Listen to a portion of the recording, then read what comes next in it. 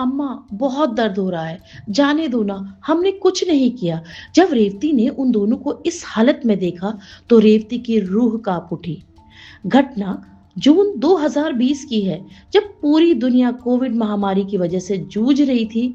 थूथुकुडी जिले के Sathankulam police station में ऐसा कुछ हुआ कि यह पुलिस के द्वारा दी गई यातनाओं का one of the rarest cases बन गया।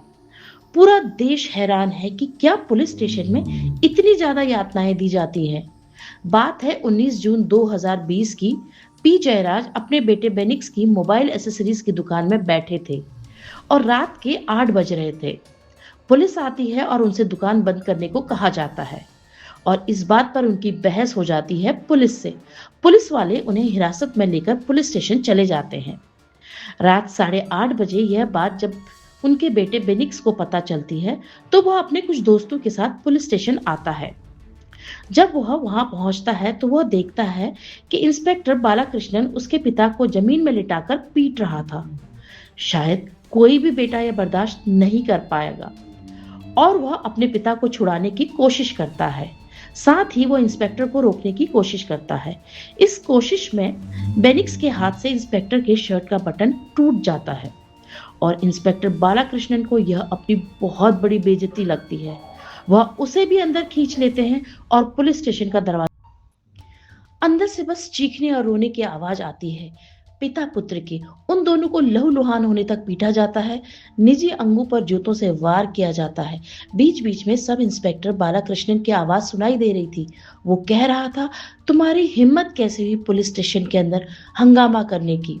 तुम कोई बड़े आदमी हो। पुलिसकर्मी एक एग्जाम्पल सेट करना चाहते थे कि आगे से कोई पुलिस के सामने बोलने की हिम्मत ना करे, इसलिए वह बर्बरता की सारी हदें पार करते जा रहे थे।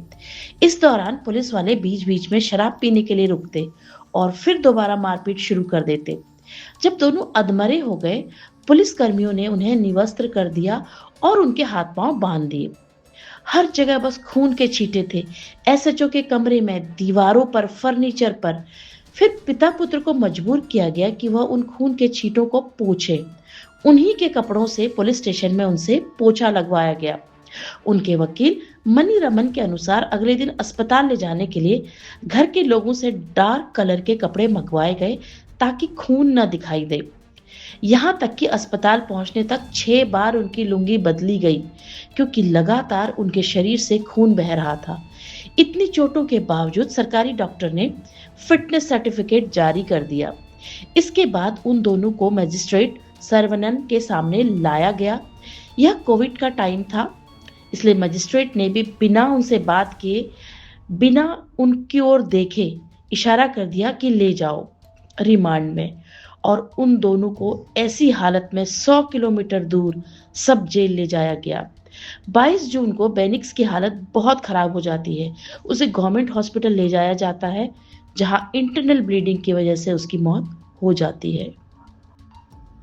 22 जून की रात करीब 10 बजे जयराज की भी हालत बिगड़ने लगती है और उन्हें भी गवर्नमेंट हॉस्पिटल में एडमिट किया जाता है और 23 जून 2020 को सुबह 4:30 बजे के करीब जयराज भी इस दुनिया को छोड़कर चले जाते हैं।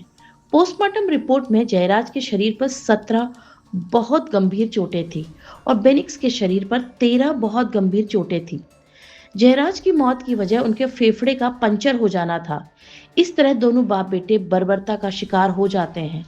अब सवाल यह उठता है कि आखिर इनका गुनाह क्या था? सीबीआई के अनुसार जयराज ने कोई भी कोविड के नियमों का उल्लंघन नहीं किया था। उनका अपराध बस इतना था कि 18 जून को कुछ लोग बेनिक्स की दुकान के आगे इकट्ठा थे। पुलिस ने उनसे बदतमीजी की और जयराज ने सिर्फ सवाल किया कि बदतमीजी क्यों की जा रही है। अगले दिन इसी बात का बदला लेने के लिए पुलिस वालों ने जबरदस्ती जयराज को उठा लिया। और जयराज के बेटे बेनिक्स का क्या अपराध था? उसका भी कोई अपराध नहीं था। उसने अपने पिता की बेरहम पिटाई का सिर्फ विरोध किया था। पिता पुत्र की मौत की खबर पूरे इलाके में फैल गई। वहां के दुकानदारों ने इसका जमकर विरोध किया और विरोध प्रदर्शन शुरू हो गए। धीरे धीरे यह विरोध पूरे तमिलनाडु और फिर पूरे देश में फैल गया। क्योंकि यह कोविड पीरियड चल रहा था, इसलिए सोशल मीडिया पर लोगों ने जमकर इसके खिलाफ आवाज उठाई। 24 जून को मद्रास हाई कोर्ट ने स्वतः ही संज्ञान लिया। कोर्ट ने कहा कि पुलिस वालों पर मर्डर का केस बनता है। जांच टीम गठित की गई। जब जांच टीम पुलिस स्टेशन गई तो 10 पुलिस वाले ने उनको डराने धमकाने की कोशिश की और बिल्कुल भी सहयोग नहीं किया। उस दिन के सीसीटीवी फुटेज को भी गायब कर दिया गया। जब उन पर बहुत ज्यादा प्रेशर पड़ा तो 3 पुलिस वालों को सस्पेंड कर दिया गया। बाकी पुलिस वालों को दूसरे थाने में ट्रांसफर कर दिया गया। यह बहुत ही सेंसिटिव केस था, इसलिए जनता की मांग पर इस केस को सरकार ने सीबीआई को ट्रांसफर कर दिया। अपनी जांच में सीबीआई ने बहुत चौंकाने वाले खुलासे किए। 10 पुलिस वालों को नामजद किया गया। 25 सितंबर 2020 को सीबीआई ने चार्जशीट दाखिल की। चार्जशीट थी 2000 पन्नों की। ट्रायल के दौरान एक महिला कांस्टेबल की गवाही ने इस केस को सही अंजाम तक पहुंचा दिया। वो बहादुर महिला कांस्टेबल थी रेवती। उन्होंने मजिस्ट्रेट से कहा कि सर, मैं आपको सब कुछ बताऊंगी, हर वो सच जो छिपाया जा रहा है, लेकिन मैं 2 छोटी बच्चियों की माँ हूँ। क्या आप मेरे बच्चों की सुरक्षा और मेरी नौकरी की गारंटी दे सकते हैं?